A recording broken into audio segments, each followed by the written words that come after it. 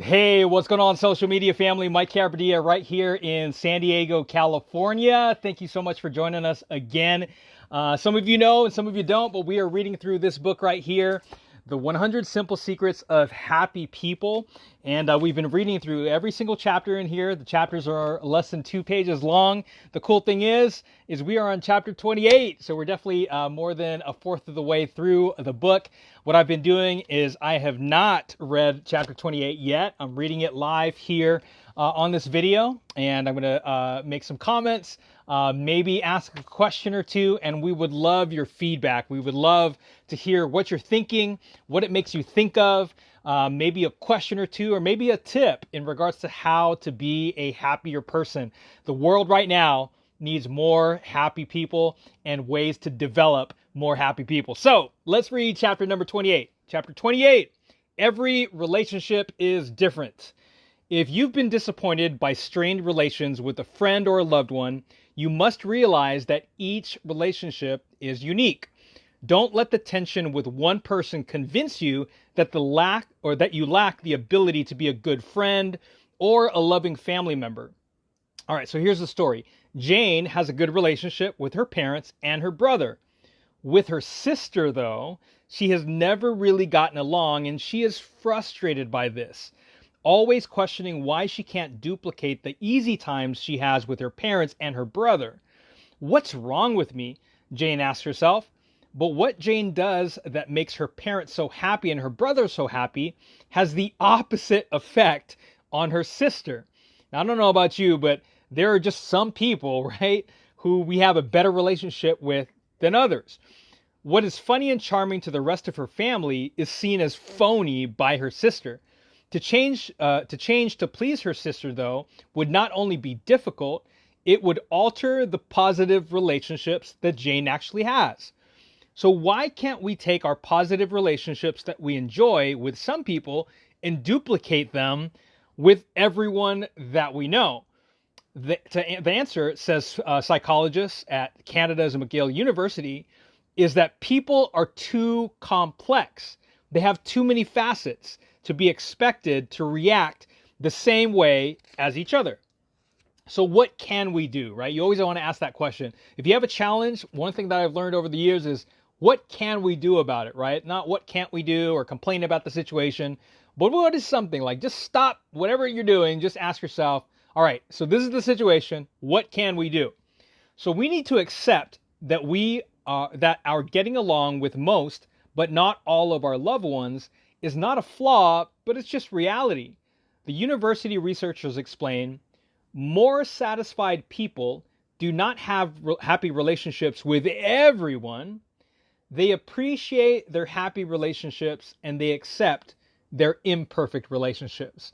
So, and when we talk about relationships, obviously in this particular category, we're not talking about just, a significant other, but we're talking about all relationships. Like in our household, I have a relationship with my wife. I have a relationship, with our older daughter and with our younger daughter, and they're different, right? So researchers found there were no differences in overall happiness between those who mainly relied upon friends for companionship and those who mainly relied upon family.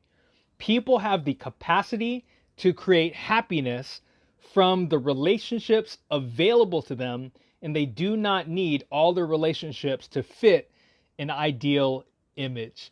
So what are your thoughts on that? Is there something that piqued your interest, something that you thought of as you were listening to this, as I'm reading it? Because I know on my end, I'm thinking like, it's true. I was actually, my daughter, she was just asking, this question, I believe just yesterday. And she said, and think about this question, right? She said, Papa or Daddy, how many people do you know? And it's so interesting because you can really take that question in a lot of different ways. And one of the ways you can take it is like, how many people have you ever met in your entire life, right? And you can go into your phone and you can scroll down and all the way to the bottom in my phone, and it'll show me how many contacts I have on my phone. Or right here on social media, you can look at how many friends you have or how many followers or whatever the case might be. And you might know all of them. You might know some of them. Another way that you can look at it is like, how many people do you actually really know? And so here's where I want to ask the question in a moment here. is that, are you the type of person who knows a lot of people with you, but you know a lot of those people very, very well? Are you the type of person who maybe knows a lot of people, but you like to keep your circle really, really small and close knit, and you invest more time with the people that you really want to connect with? I'll share with you one last thing before I ask the question. I had a friend of mine, a really, really good friend of mine, one of my best friends, visit here locally recently. And this individual could have had a large party because this person knows a lot of people here locally where we live. And they could have had a large party and hung out with a lot of people and spent a few minutes here, a few minutes there, catering, saying hello, taking photos, kissing babies, signing autographs, whatever the case might be. But this time that this person, one of my really, really good friends, visited here locally in San Diego, this friend, instead of having a large party, this friend and this person's significant other decided that instead of spending a few minutes here and there with a bunch of people at once, they wanted to invest and spend time with individuals and spend quality time. So this particular individual, myself, my wife, and my kids, got this person's undivided attention for about maybe 4 or 5 hours, and we just hung out together because he was focused on quality time that he wanted to spend with that particular individual, rather than just little bits and pieces of minutes and seconds here or there, left and right, in a large party setting versus a more intimate setting where we're able to connect with each other a little bit more. So here's a question.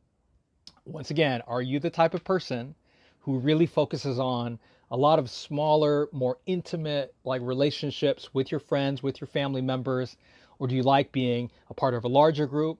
Or do you keep to yourself? I mean, what are your thoughts? Feel free to go ahead and comment below.